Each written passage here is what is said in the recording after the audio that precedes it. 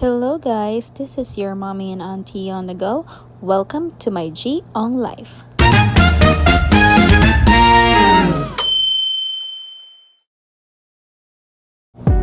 And welcome back to my channel. Today we're heading to one of the most enchanting islands in the Philippines, Siquijor. We flew from Manila to Dumaguete, then hopped on a fast craft to get to the island.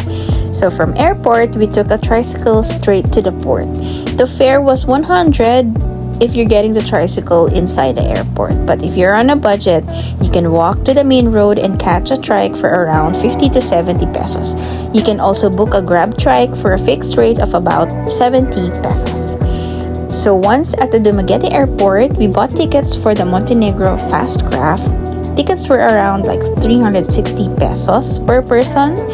The ride to Siquijor takes about an hour and the vessel is air-conditioned and comfortable naman siya.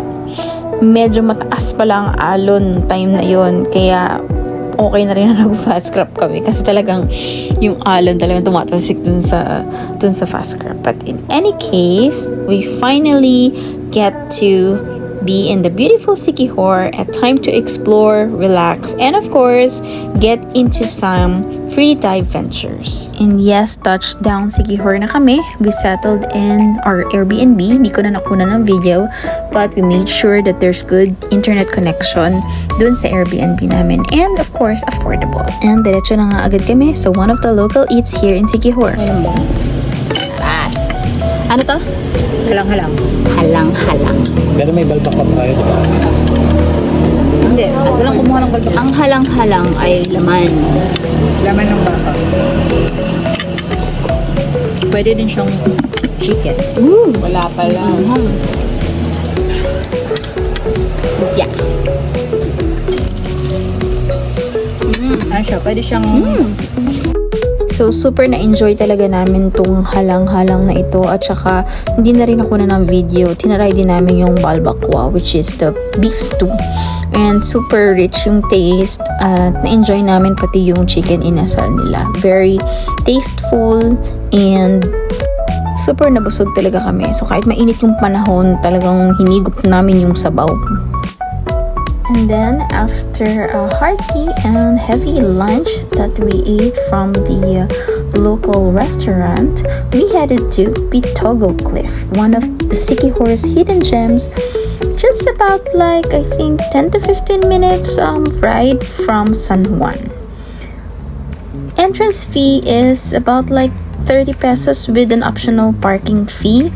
I'm just not sure if this is the same updated price, but make sure to have small bills ready. The cliff offers panoramic views of the Sulu Sea and terraces perfect for photo ops.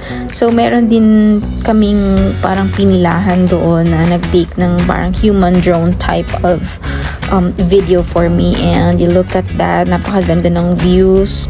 Medyo nakakatakot lang umupo dun sa cliff, pero you know, take courage, and then the views are really amazing. And since ligong-ligo na nga ako, I took courage na tumalon dun sa cliff.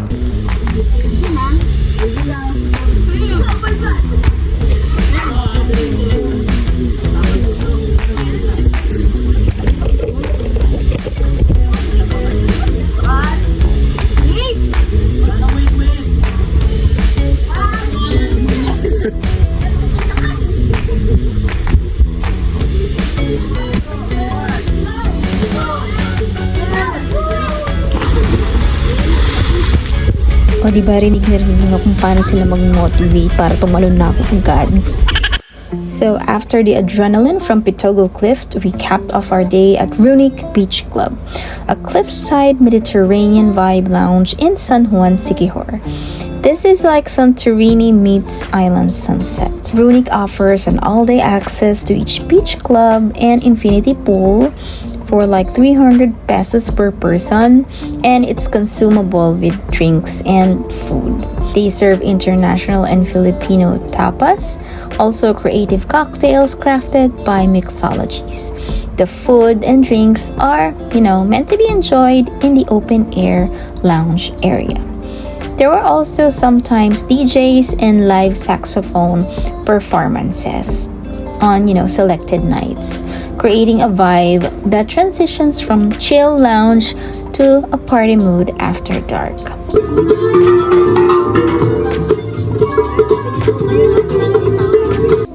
So it was really nice to chill, sip on cocktail, and watch the sun dip into the sea. So if you're into aesthetic chill spots with a hint of lounge club vibes, Runik's a fair stop. Day 2 at wala ng pag-aatubili, we started with an epic free dive at Maite Marine Sanctuary and Sawang Point. Big thanks to Clyde of Siquijor for the amazing underwater shots and MC Photo Hub for the beautiful color grading on the videos. Talent level over the top.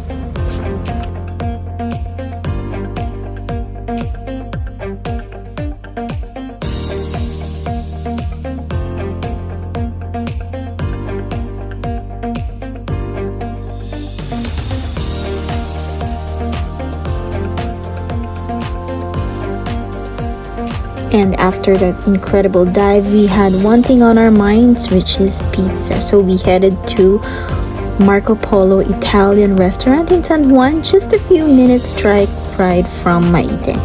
It is a beachfront restaurant and super nag-enjoy ako sa kanilang pizza.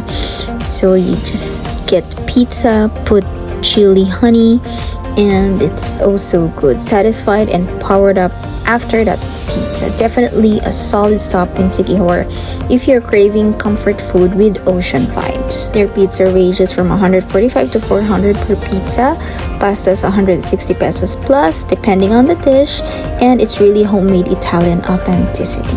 So day 2 winding down, and we ended our evening at Paliton Beach in San Juan, just about like 10 to 15 minutes on motor ride from Marco Polo restaurant.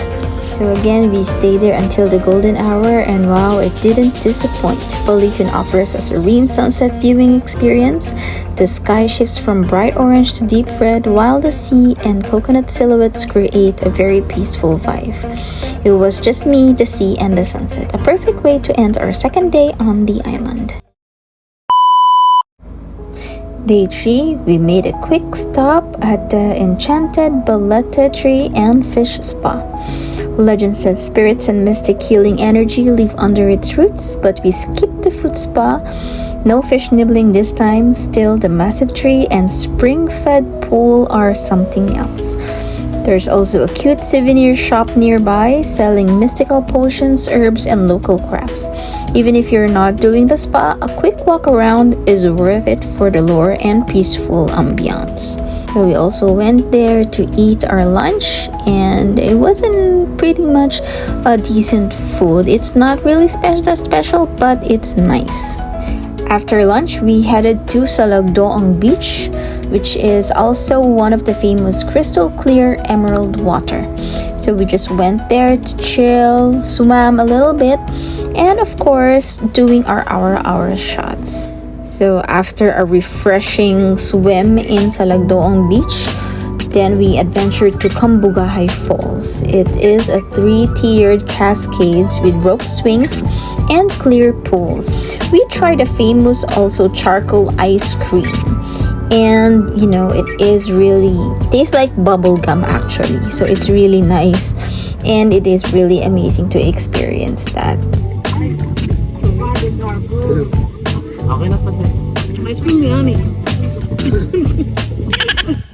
So we decided to head all the way up to the top tier of the falls. Not only was it less crowded, but the peaceful vibe made it perfect for our aura shots and IG-worthy moments.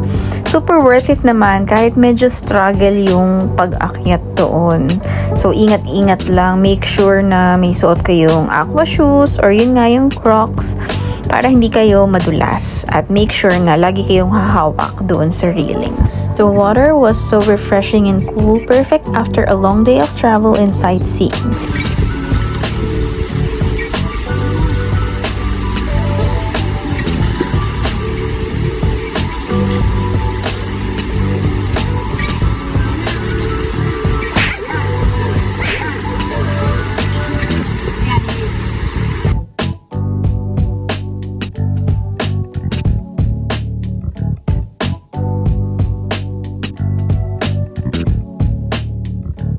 And as our last stop before heading back to Maite was Book Cafe.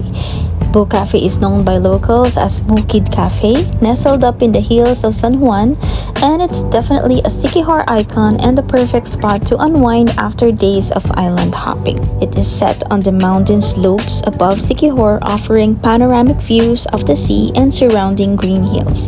The location alone is worth the short ride uphill. So aside from offering stunning panoramic views and a chill breeze, they also serve good coffee, desserts, and food. I hope this video is helpful to you if you're planning to go on a trip in Siquijor.